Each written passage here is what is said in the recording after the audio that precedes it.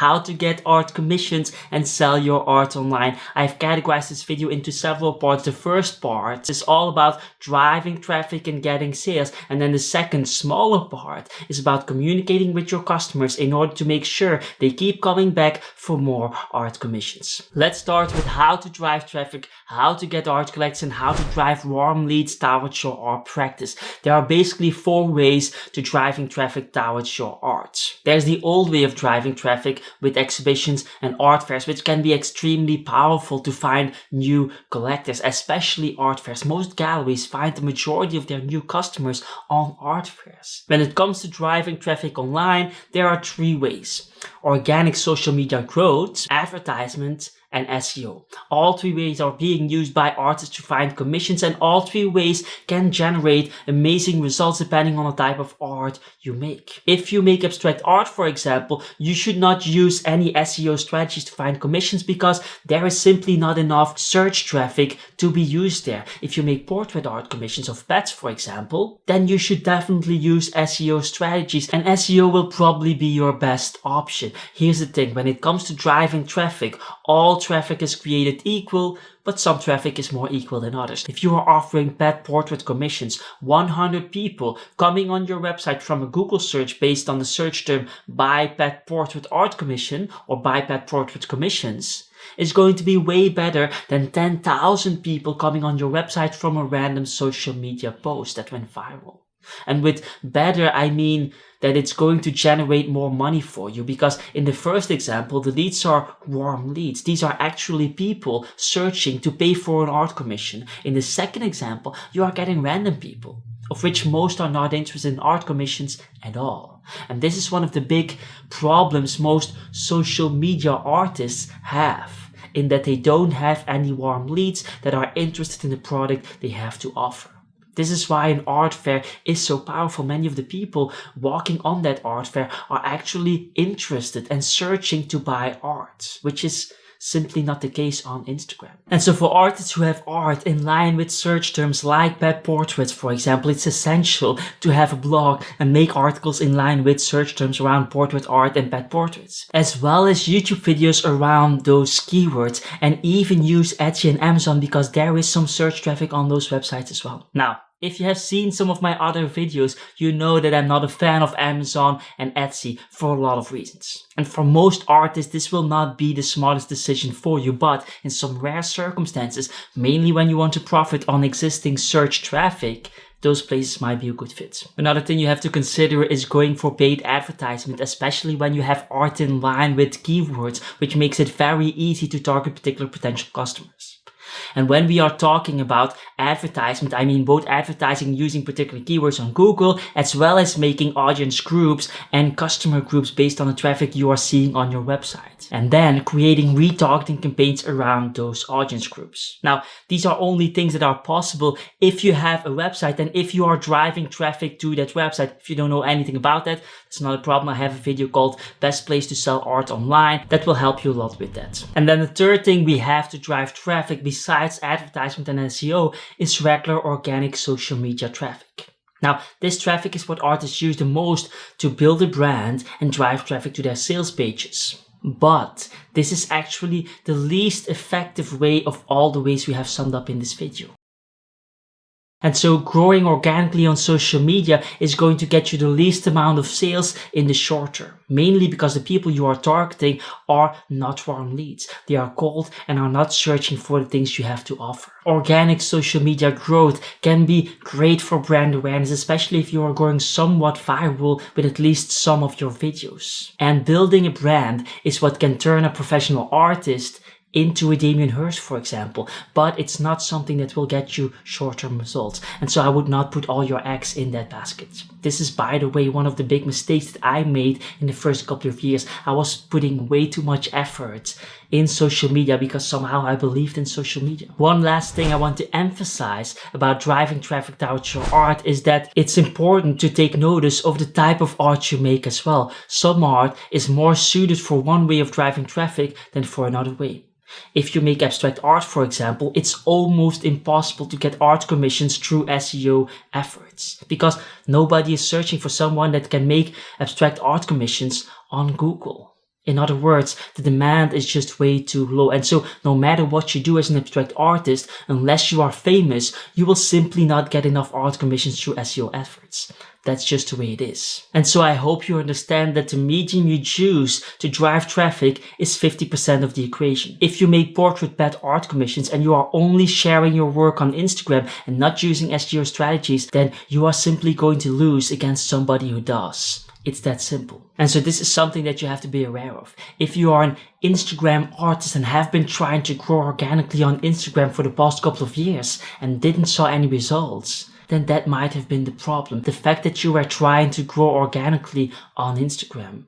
And in that situation, you might want to consider to invest some time in other strategies as well. Now, besides the 4 ways of driving traffic, there is one more way to get art commissions, and this might actually be the most powerful way of them all. Here's the thing. When it comes to getting art commissions, the majority of your sales will come and should come from existing customers. It's much easier to maintain a customer relationship and make them buy again than to get a new customer from scratch. And so getting art commissions has everything to do with the satisfaction rate of your customer. And the thing about the satisfaction rate is that satisfaction is a perception that you can manage and influence. One way to influence this perception is through the quality of your artworks, for example, but that is only 30% of the equation. If quality art is the only thing you have to offer, you will not likely get any referrals or anything of that nature. Just as important is the way you communicate and how often you communicate, how available you are. If they have to wait 2 weeks for a reply on email, then that will influence their perception of your service way more than whether or not you use the perfect shade of blue on your canvas. And this is something most artists struggle with, including myself. I'm notoriously bad at replying on time. At this moment, I still have hundreds of Instagram DM requests that I still have to open and reply to. And that is why most professional artists work with galleries, because they are simply not good at the other things or simply don't have the time. And so when it comes to the communication between you and the customer, here are 3 rules of thumbs that you can take in mind. Number 1, when you don't understand what they mean or what they want, you have to ask. You have to know what they want because you have to create what they want. Unlike making fine art, which is a singular act where you make whatever you feel like, a commissioned piece is making something out of the opinions of the commissioner.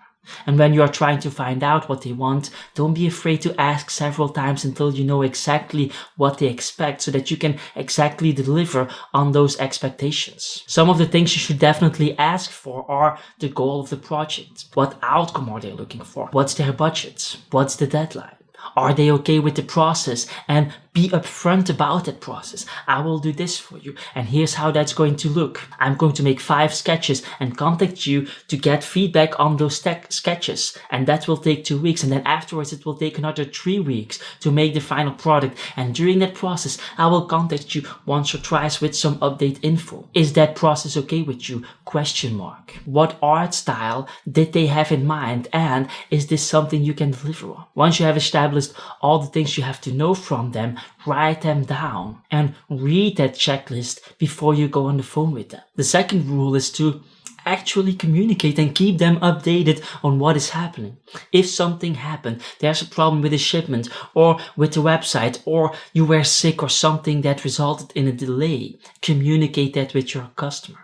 There is nothing worse than not knowing what is going on, and most customers will understand because they are human beings and have experienced similar situations themselves. And when you did something wrong, simply apologize. An apology goes a long way and really shows how much you care. And when possible, take that as an opportunity to make up for your mistake, which will turn something negative into an advantage because now you're over-delivering and providing a better service than your competition. I have, for example, made small drawings as an apology for free for something many times in the past. As said, the majority of your profits will come from returning customers. And so it's in your best interest to treat them better better than the other businesses treat them. The third rule is to not just listen when someone is explaining you something, but also at all times like their videos while they are explaining you things. This is kindly appreciated and helps a lot with the algorithm, so thank you very much. Now the real third rule is to make sure you get them in some kind of Zoom call or on the phone, because if you're only going to use email, then it's just going to be very hard to truly connect with them and understand their desires and needs. Plus, it's also going to be much faster